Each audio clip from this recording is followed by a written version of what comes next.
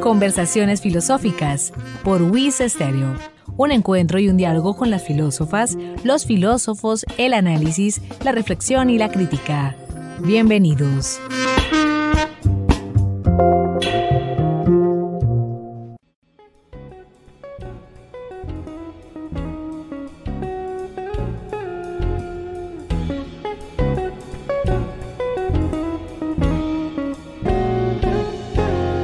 Amables oyentes, bienvenidos a Conversaciones Filosóficas desde la Escuela de Filosofía de la Universidad Industrial de Santander, un espacio de encuentro, de análisis y de diálogo, con las filósofas, los filósofos, la reflexión y la crítica.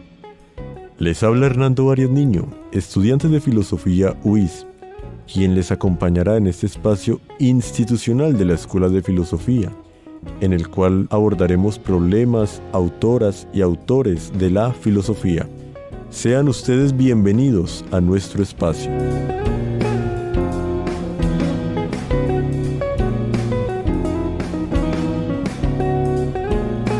En el programa de hoy nos acompañará el doctor Ramiro Pinzón Acela, doctor en Derecho y Ciencias Sociales de la Universidad Libre de Colombia, juez, magistrado y actualmente docente universitario de la Escuela de Derecho. Doctor Ramiro, bienvenido. Muchas gracias por la gentil invitación y estoy dispuesto a hacer las reflexiones pertinentes. Muchísimas gracias, profesor Ramiro, por aceptar la invitación. Vamos a iniciar el programa del día de hoy con el artículo 13 de la Constitución, o bueno, los artículos para hablar de los principios constitucionales del Estado Social de Derecho. ¿Qué podemos decir al respecto, profesor Bueno, Ramiro? Primero que todo, tenemos que tener como referente la Constitución Política Colombiana de 1991, en el cual se diseñó un nuevo tipo de sociedad denominada Estado Social de Derecho. ¿Qué significa el Estado Social de Derecho? El Estado Social de Derecho significa que Estado, entendido como un ente al servicio de la comunidad. Estado social, entonces, está al servicio del ser humano, la satisfacción de las necesidades. Eso significa Estado social, que el Estado preste sus servicios, satisfaga las necesidades del ser humano. Entonces, la Constitución consagra una serie de principios. Algunos tratadistas hablan de unos principios éticos de la Constitución Política Colombiana. Entonces, partiendo de los derechos fundamentales y que a nivel universal se llaman derechos humanos, ¿no? ¿Qué son los derechos humanos para el público que nos escucha? Los derechos humanos son inherentes al ser humano, se caracterizan por ser universales, por ser transnacionales, no dependen de la nacionalidad o del territorio donde se encuentren, los portan en sí mismo. Por ello, en las convenciones son reconocidos los derechos, pactan obligaciones y se establecen los medios de protección. Son irreversibles. ¿Qué significa la irreversibilidad? Porque no son irrevocables. La dignidad humana, por ejemplo, no admite relativismo. Sería inadmisible que se pueda revocar la dignidad humana. Y además es progresivo, por cuanto se ha extendido al ámbito de la protección, así no esté consagrado en la normatividad interna. Entonces, fíjese las características de los derechos humanos. Ahora, en nuestra Constitución se denominan derechos fundamentales. Profesor Ramiro, antes de continuar, digamos, en el programa, estamos dándole como un tiempo a nuestros oyentes, antes de comenzar la pausa, para generarles una pregunta y que queden reflexionándola en estos segundos de pausa. ¿Cuál pregunta, profesor Ramiro, desearía usted plantearles? Lo importante para la comunidad es conocer la Constitución Política Colombiana, conocer sus derechos. Mire, por ejemplo, hay países, por ejemplo, Bolivia, la gente de Bolivia, los ciudadanos de Bolivia, conocen su Constitución. Aquí en la hermana República Bolivariana de Venezuela, todos los venezolanos conocen sus derechos, su Constitución. Entonces es importante que la ciudadanía conozca sus derechos. Hoy por hoy hay cierto avance con la acción de tutela que viene a proteger los derechos fundamentales. Por ejemplo, en el caso de la salud, que incumplan con el derecho de proporcionar los remedios, atención médica. Entonces la gente pues ya conoce que es un derecho fundamental, derecho a la salud, y que tiene una acción. Entonces se efectiviza a través de la acción de tutela. Entonces es una recomendación de que se conozca la Constitución, porque hay que decirlo, los medios de comunicación hoy por hoy están manipulando en muchas ocasiones los derechos de los ciudadanos. Cuando nuestra Constitución es rica en los derechos, por ejemplo, de la vida, de la salud, de la educación, son derechos que se reconocen en el Estado Social de Derecho. Ya regresamos.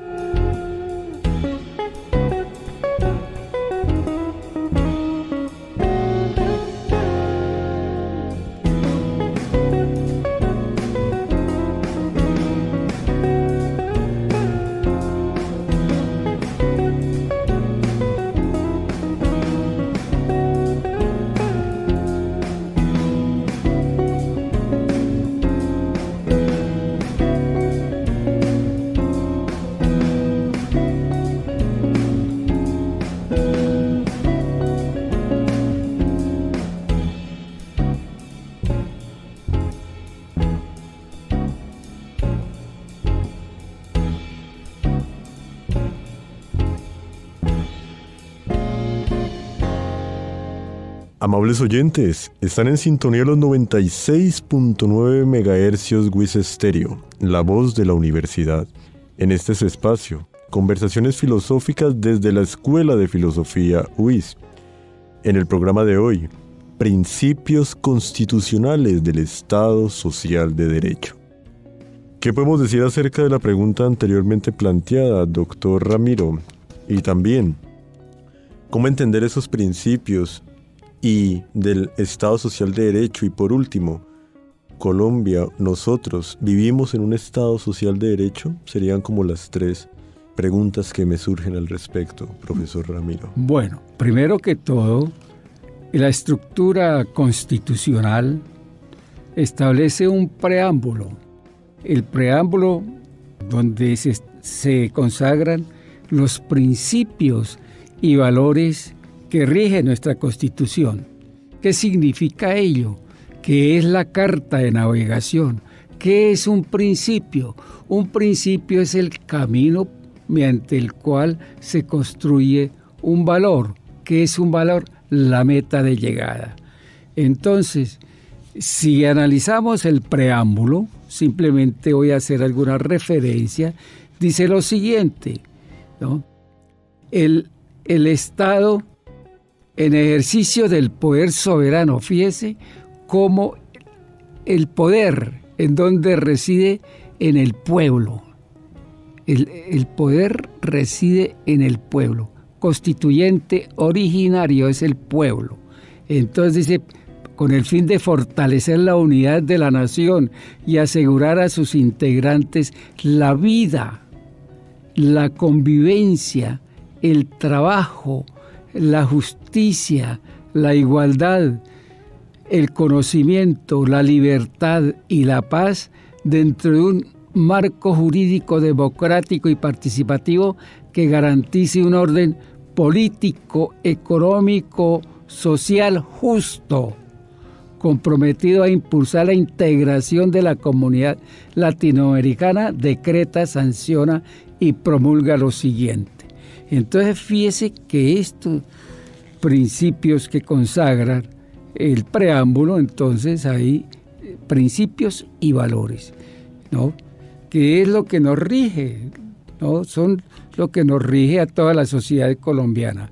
Estos principios y valores son lógicamente vinculantes y sobre todo para el abogado son las fuentes de interpretación para aplicar la ley, ¿no? De aquí, de estos principios y valores, por eso se habla de un Estado constitucional de derecho, porque los principios y valores de la Constitución son fuentes interpretativas para aplicar la ley.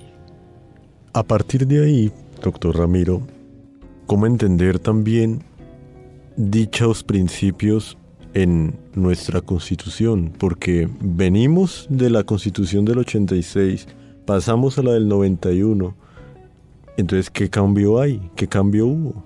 Bueno, entonces me voy a permitir hacer una reflexión sobre los principios constitucionales de una manera muy sencilla para que el público entienda.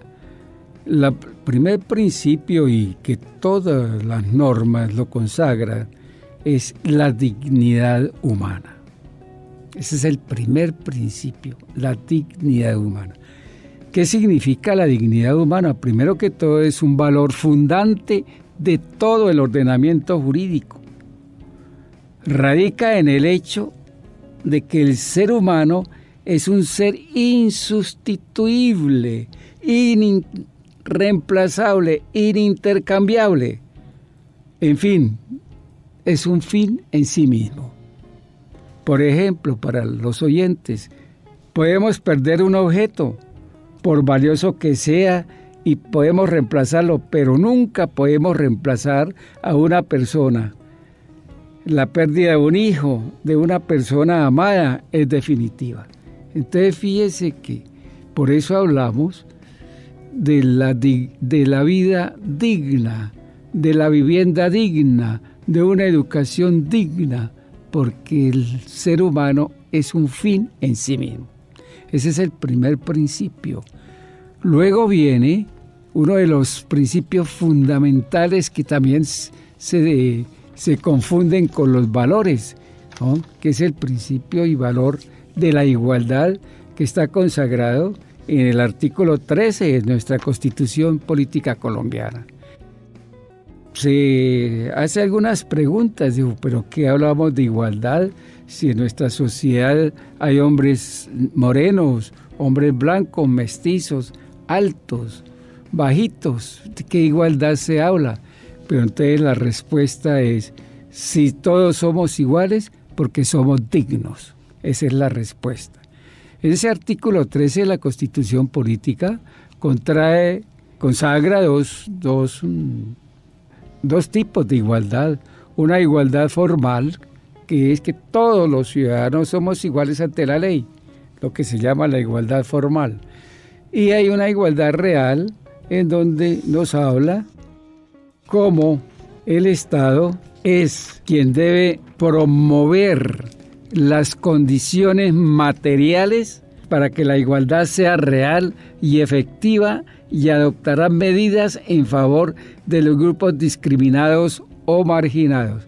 Vea la profundidad de este artículo. Este artículo hay que cumplirlo.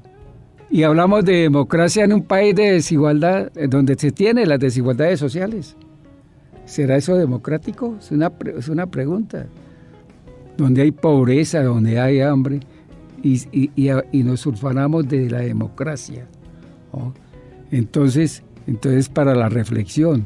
Y mire cómo en el otro inciso nos habla, el Estado protegerá especialmente a aquellas personas que por su condición económica, física o mental se encuentren en circunstancias de debilidad manifiesta, y sancionará los abusos o maltratos que contra ellas se cometan.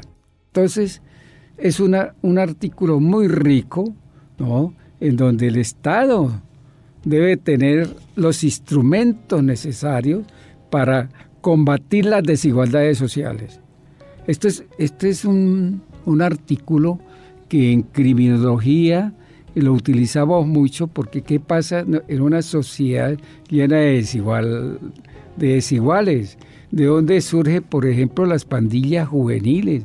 ¿De dónde surge, por ejemplo, aquella delincuencia contra el patrimonio económico, ¿no? Que muchas veces lo hacen por necesidad, porque el papá es desempleado, la mamá escasamente recibe para los alimentos, no recibe un salario digno.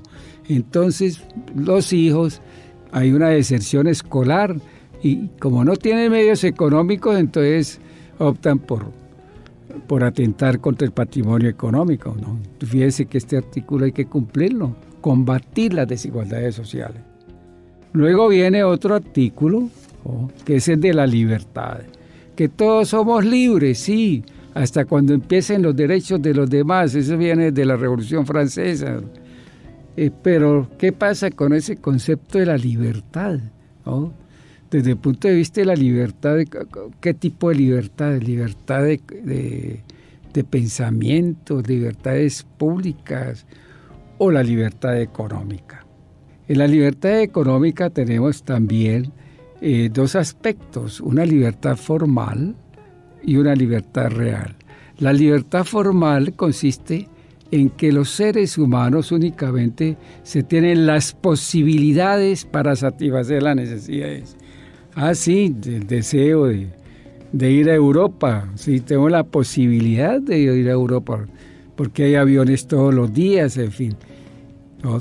Eso es una libertad formal, pero la libertad real, ¿qué vale que haya aviones todos los días si no tengo los medios? Entonces la libertad real no solamente es la posibilidad que tiene todo ser humano para satisfacer las necesidades, sino además los medios para satisfacer las necesidades. Ahí sí se es libre. Y ya partimos entonces de los principios como lo es la libertad, entendida también como la libertad económica y demás libertades, la igualdad. ¿Cuáles serían? Porque tengo entendido que son más principios. ¿Cuáles serían los siguientes? Hay un principio importantísimo que está consagrado en el artículo 16 de la Constitución, que es el libre desarrollo de la personalidad. ¿En qué consiste el libre desarrollo de la personalidad? Significa la autoestima, en donde el ser humano es quien debe fijar sus metas de vida. Él es el que debe definir, yo quiero estudiar medicina para ser un excelente médico e irme al sector rural a proporcionar una salud digna a los campesinos. Ahí voy a desarrollar mi personalidad. Es decir, el libre desarrollo de la personalidad es darle un sentido a su existencia. Entonces, este es un principio fundamental en el Estado constitucional de derecho. Precisamente en el debate que hubo sobre el aborto, se planteó el libre desarrollo de la personalidad, y de ahí que la Corte Constitucional tomó este principio para efectos de reconocer los derechos de la mujer a disponer de sus cuerpos, de sus derechos reproductivos. Entonces dio una sentencia en donde establece un lapso para efectos de se permite el aborto siempre y cuando se cumpla unas semanas, en fin. Entonces, porque la mujer es la que tiene el derecho a disponer de su cuerpo, de sus derechos reproductivos. Entonces, además de este principio, está el de la democracia participativa. La democracia participativa, ¿se participa o no? Es donde todos los ciudadanos deben contribuir ¿a qué? A producir sus leyes, tener una autonomía en el campo político, ¿no? ¿Se es democracia participativa o no es democracia participativa? Entonces, ahí se establecen en la nueva Constitución, en la Constitución del 91, una serie de eventos. Por ejemplo, está el Cabildo Abierto, las iniciativas legislativas, el referendo, el plebiscito. Es decir, son formas de participación de la ciudadanía. También está otro principio que es el pluralismo. ¿Qué es el pluralismo? Colombia es multicultural. Pluralismo significa multiplicidad de sabidurías. Es decir, aquí tenemos indígenas, tenemos afrodescendientes, mestizos, también tenemos libertad religiosa. Entonces, por eso decimos que Colombia es un país pluralista, pluralidad de sabiduría. Tenemos otro principio que es el de la solidaridad, que puede ser un principio y un valor. Un principio que también la Constitución consagra en muchos artículos. Por ejemplo, cuando habla de la función social del trabajo, es un principio de la solidaridad. Cuando habla de la propiedad como función social, está la solidaridad. La empresa como bien común. Entonces, es un principio de solidaridad. La salud es un principio de solidaridad. Entonces, fíjese cómo nuestra Constitución es muy rica en este concepto de la solidaridad. Y finalmente está la paz. La paz, que es el artículo 22, que es un valor, una meta de llegada. Que la paz no es por decreto, la paz nunca se decreta, sino la paz se construye entre todos los ciudadanos, ¿no? Cuando tengamos la convivencia pacífica, cuando se satisfagan las necesidades de la comunidad, habrá paz. Doctor Ramiro, ya con estos principios expuestos, muy bien ejemplificados, ¿qué quedaría por decir al respecto? Que estos principios, ya hay que decirlo sobre el Estado Social de Derecho. Este es un tema que fue diseñado en la Constitución de 1991, fíjese, hace 30 años. Pero hay que hacer una consideración que prácticamente se sancionó la Constitución. Pero luego el gobierno de turno, y era el gobierno del presidente César Gaviria, prácticamente la archivó. Aunque será para otro programa hablar sobre por qué la archivó el Estado Social de Derecho. Porque resulta que la Asamblea Constituyente le dio unas facultades para establecer normas transitorias, entre ellas el artículo 20. El artículo 20 de la Constitución de las normas transitorias dice lo siguiente: el Gobierno Nacional, durante el término de 18 meses, contados a partir de la entrada en vigencia de esta Constitución y teniendo en cuenta la evaluación y recomendaciones de una comisión conformada por 3 expertos en administración pública o derecho administrativo designados por el Consejo de Estado, 3 miembros designados por el Gobierno Nacional y 1 en representación de la Federación Colombiana de Municipios, suprimirá, fusionará o reestructurará las entidades de la rama ejecutiva, los establecimientos públicos, las empresas industriales y comerciales y sociedades de economía mixta de orden nacional, con el fin de ponerles en consonancia con los mandatos de la presente reforma constitucional y en especial con la redistribución de competencias y recursos que establece. ¿Qué pasó? Entonces el señor Gaviria en esa época empezó una política denominada una política del gobierno de las multinacionales, conocida como el neoliberalismo. Entonces él para adoptar esas políticas neoliberales, entonces suprimió la mayoría de las empresas del Estado.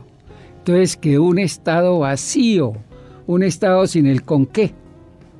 Y es lo que tiene actualmente el presidente Petro.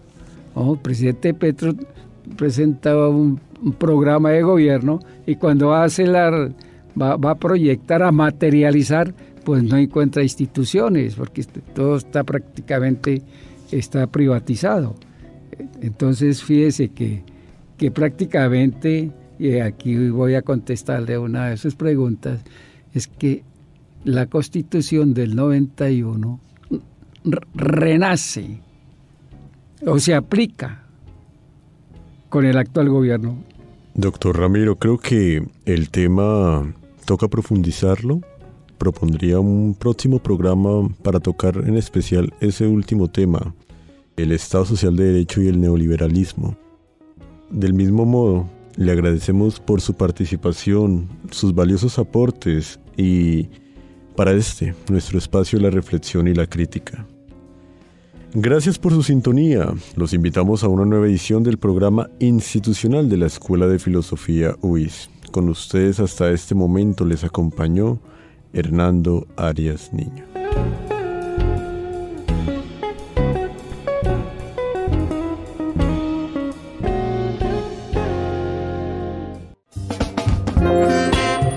Emisora UIS presentó Conversaciones Filosóficas, espacio radial institucional de la Escuela de Filosofía UIS. Sintonícenos todos los lunes a las 11:30 am en los 96.9 MHz UIS Estéreo, la voz de la universidad.